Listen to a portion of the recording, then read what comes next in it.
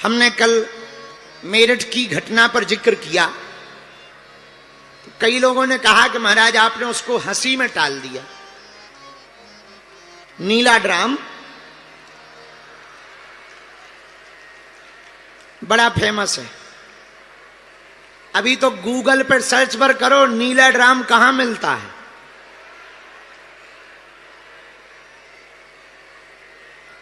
तो लोगों ने कहा कि आपने इसको हंसी में टाल दिया। भैया, मेरठ की घटना ने, मुस्कान नाम की उस लड़की ने समस्त नारी समाज को कटघरे में लाकर के खड़ा कर दिया। समस्त विवाहित स्त्रियों को कटघरे में लाकर के खड़ा कर दिया है। बुरा ना मानना, हमारी बात थोड़ी आपको बुरी लगेगी, कथा तो हम सुनाएंगे, पर हम एक प्रार्थना करें, आप अपनी बेटी को या बेटा को डीएम बनाओ या मत बनाओ, आईएएस आईपीएस इंजीनियर बनाओ या ना बनाओ, हमारी प्रार्थना है सबसे पहले उसे संस्कारवान इंसान बनाओ।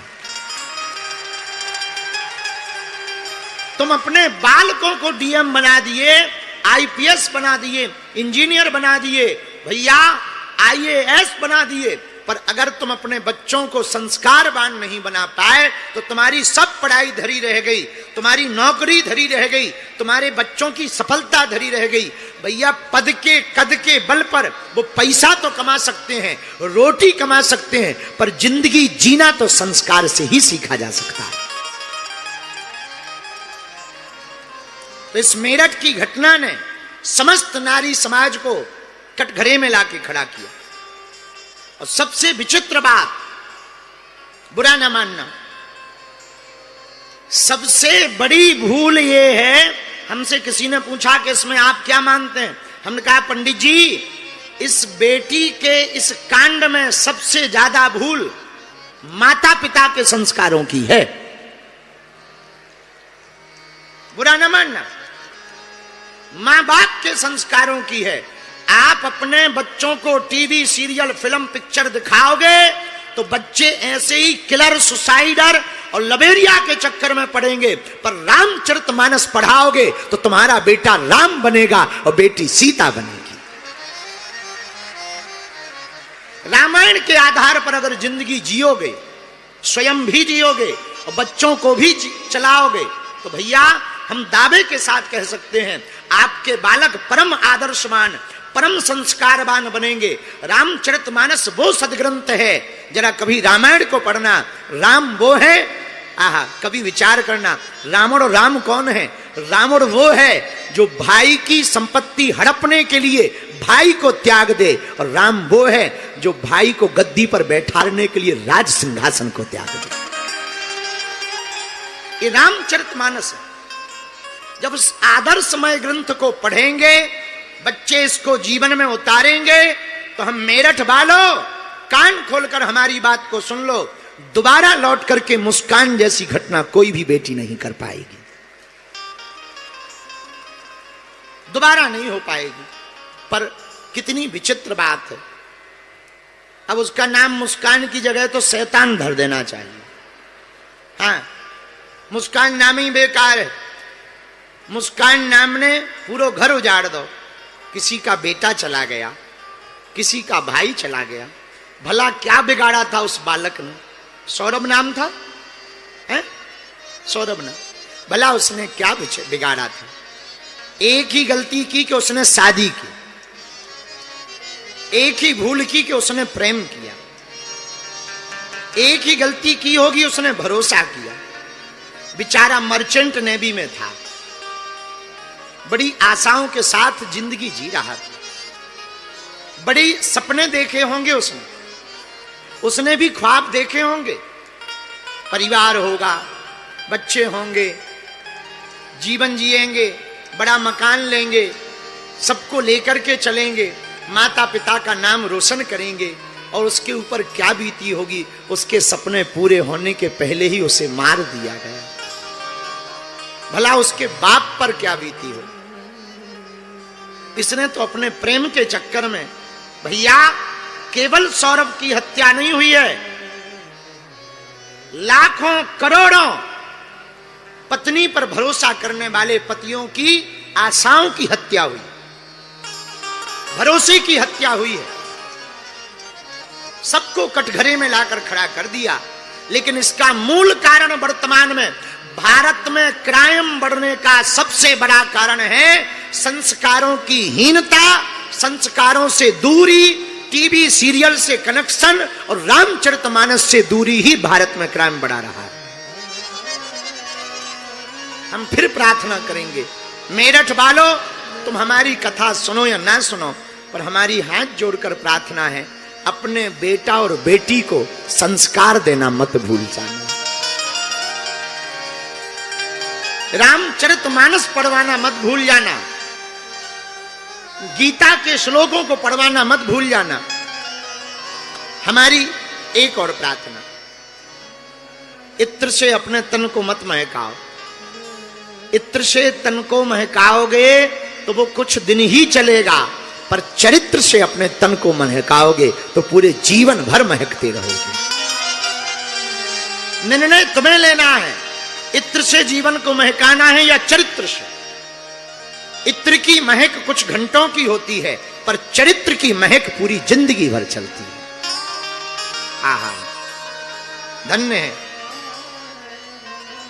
धन्य है रामचरितमानस, धन्य है रामचरितमानस के आधार।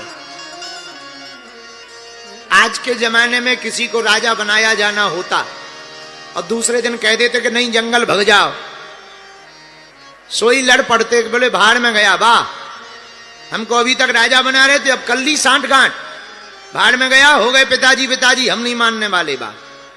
पर धन्य है राम जी, कितना अद्भुत चरित्र है श्री राम जी का। तापस वेश विशेष उदास, तापस वेश विशेष उदास, 14 बरस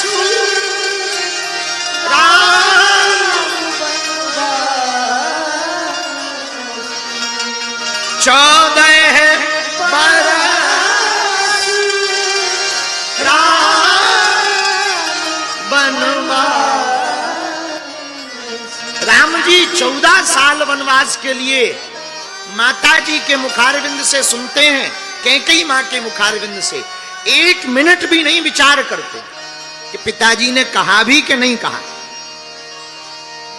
कोई और होता तो कहता हम पहले पिताजी से सुनेंगे, पर धन्य है रघुनाथ जी, हाथ जोड़कर बोले मैया अगर हमारे तात को हमारे बन जाने में प्रसन्नता है और आपको वचन दिए हैं तो मां इससे बड़ा कोई दूसरा सौभाग्य नहीं होगा। वो बालक धन्य है जो माता पिता के वचनों पर अपने जीवन को जी सके। आहा, श्री राम जी के इन वचनों को सुनकर श्री वाल्मीकि जी की आंख भर आई।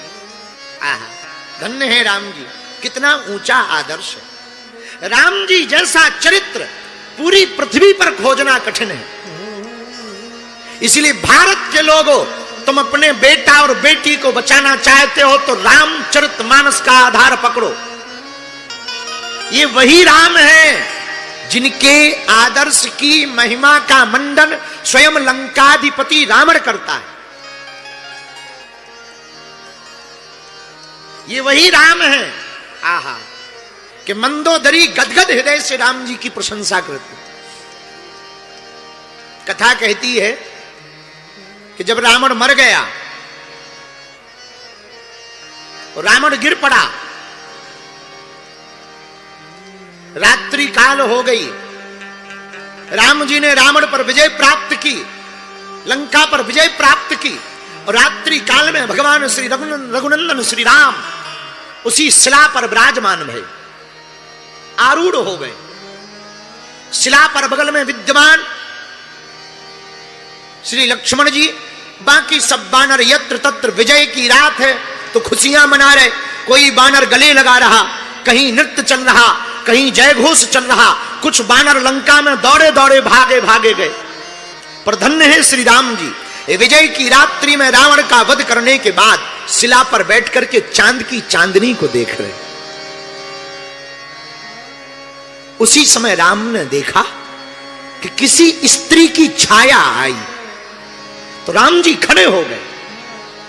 समझा भी नहीं कि कौन है, मुड़ के भी नहीं देखा स्त्री है भी या नहीं, पर जो छाया बनी चांद की चांदनी में छिटकती हुई, चंद्रमा की चांदनी में किसी स्त्री के आने की आहट को देखकर और पड़ती हुई छाया को देखकर रघुनाथ जी एक क्षण नहीं रुके, तत्क्षण खड़े हो गए और हाथ जोड़कर बिना सिर मुड़े कहा, कौन हो तुम? मां, कौन हो तुम मां? पीछे खड़ी हुई स्त्री रोने लगी। राम जी बोले, मां तुम रो क्यों रही? कृपा करके मेरे सामने आइए और अपना परिचय दीजिए, आप हो कौन? वो स्त्री सामने आई। वो स्त्री कोई और नहीं, रावण की पत्नी मंदोदरी निकली। राम जी के सामने आकर के मंदोदरी रोने लगी। राम जी बोले, मां क्या बात है, तुम रो क्यों रही हो? अच्छा इसलिए रो रही, आज तुम्हारे पति वीर गति को प्राप्त हुए, आज तुम्हारे पति का देहांत हो गया, इसलिए दुख के कारण रो रही हो। मां रो मत, आना जाना तो लगा रहता है। मंदोदरी कहती, राम मैं इसलिए नहीं रो रही हूं कि मेरा पति मर गया, मैं इसलिए नहीं रो रही हूं कि मुझे दुख है, मैं तो इसलिए रो रही हूं कि धन्य है तू राम। राम जी ने कहा, मतलब? मंदोदरी कहती, राम मैं देखने आई थी वो कौन राम है जिसने मेरे बलशाली पति को मार डाला। मैं देखने आई थी कि ऐसी कौन सा गुण, ऐसा कौन सा प्रभाव है राम में जिससे मेरा पति हार गया।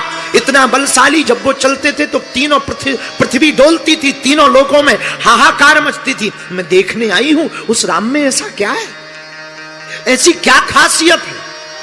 तो राम जी ने हाथ जोड़कर कहा, मां अच्छा बताओ, तुमने मुझे देख तो लिया ही है, बताओ तुम्हारे पति में और मुझ में तुलना करो, ऐसा क्या है कि मैं जीत गया और तुम्हारा पति हार गया। रोती हुई मंदोदरी बोली, राम एक मेरा पति था जो दूसरों की स्त्री को अपनी पत्नी बनाना जानता था, चाहता था, और एक राम तुम हो, पर स्त्री की छाया देखकर भी मां से संबोधित करते हो। एक तुम हो राम, भला ऐसा द्वितीय कौन होगा? आपके अलावा कोई दूसरा नहीं हो सकता। मेरठ के पागलों, हम तुमसे करवत हाथ जोड़कर प्रार्थना करें, तुम अपने बच्चों को खूब पढ़ाओ, अंग्रेजी में पढ़ाओ, लंदन भेजो, ऑस्ट्रेलिया भेजो, अमेरिका भेजो, पर हमारी प्रार्थना है बच्चों के बैग में गीता, रामायण और हनुमान चालीसा डालकर भेजो। पढ़ाओ, खूब पढ़ाओ, खूब बड़ा अफसर बनाओ, बड़ा बिजनेसमैन बनाओ, और हमारी प्रार्थना है उनके अंदर दया रहे, उनके अंदर अपनी परंपरा का ज्ञान रहे, सनातनीय संस्कृति का भान रहे, अपने पूर्वजों की बताई हुई विधा का मान रहे। आज मुस्कान जैसे ये जो कांड हुए ना, मुस्कान ने ये जो कांड किया, उसका सबसे बड़ा कारण है टूटते बिखरते परिवार। अगर सामंजस्य परिवार होता तो मुस्कान की दम नहीं पड़ती कि वो देहरी से बाहर कदम रख लेती। हिंदुओं के बिखरते परिवार इस प्रकार के क्राइम को जन्म दे रहे हैं, इस प्रकार की घटनाओं को जन्म दे रहे हैं। इसलिए मेरे भारत के लोगों, मेरे भारत के हिंदुओं, तुम्हें अगर देश को बचाना है, तुम्हें अगर अपने परंपरा को बचाना है, तुम्हें अगर अपनी संस्कृति को बचाना है, तुम्हें अगर अपने सनातन को बचाना है, तो एकमात्र रास्ता है रामचरितमानस पढ़ो और बच्चों को भी पढ़ाओ, उस पर जीवन जियो। धन्य है श्री राम जी, राम जैसा चरित्र कौन होगा। संस्कार संस्कार होते। एक बात बोले, आप दुर्योधन की दृष्टि से देखोगे तो तुम्हें सब दुर्जन दिखाई देंगे,